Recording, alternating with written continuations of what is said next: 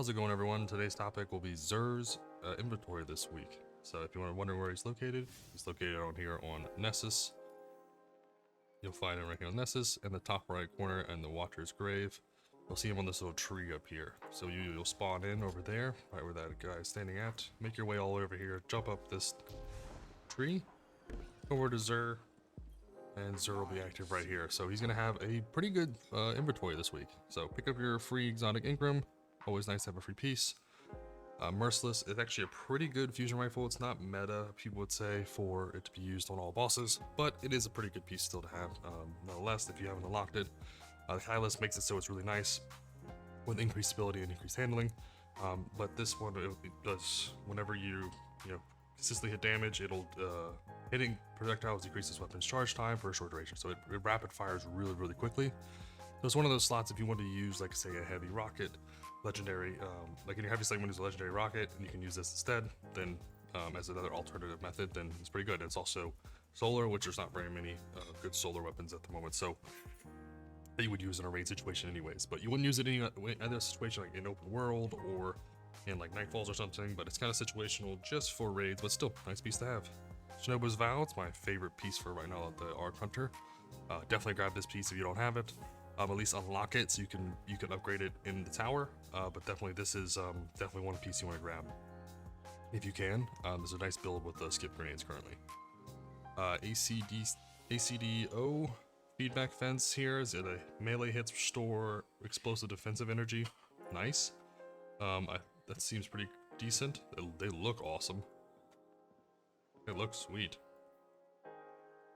Being struck by a melee reduces incoming damage. It probably seems like it won't be used very often, but definitely if you don't have it, unlock it. Then you can collect whole collections, because if you're having trouble focusing in the tower with Rahul, you may need to unlock all the types of that. So if you don't have all the Red War ones, then you may need to unlock them all. So definitely grab it if you can. Crown of Tempest, it's another option from the Fallen Sunstar. I've found that Fallen Sunstar seems to work better if you're using, like, say, a Cold Heart, which for the Ionic Traces. But if you're not using a weapon that focuses on Ionic Traces, Crown of Tempest actually works really well and keep up. So definitely give it a go if you can. Legendary weapons, Wolftone Drawl. This weapon actually looks really good. It's an arc combat bow. Shoot to loot is amazing.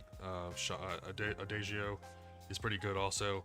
It'll make it so it hits really hard. So if you can, does have a draw time masterwork.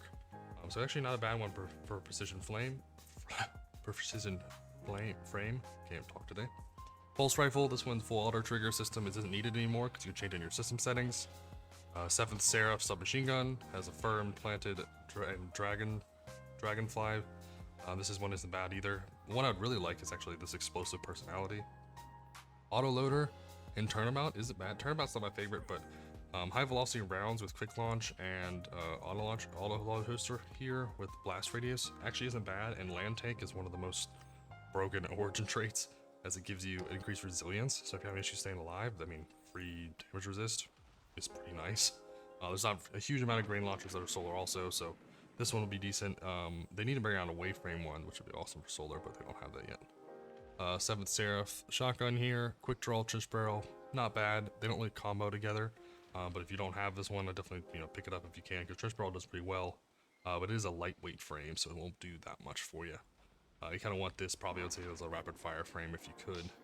Linear fusion, multi-kill clip isn't very good. Killing wind isn't very good, so wouldn't recommend grabbing this pick.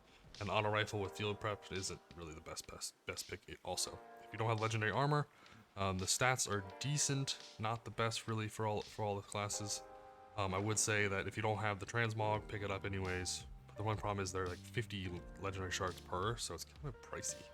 Probably need to lower this down a little bit, but if you haven't gotten your Xenology quest, pick it up. You can pick it up on all 3 of your tunes if you're switching back and forth between them, so you can have your Xenology quest active, and they'll all share the same progress.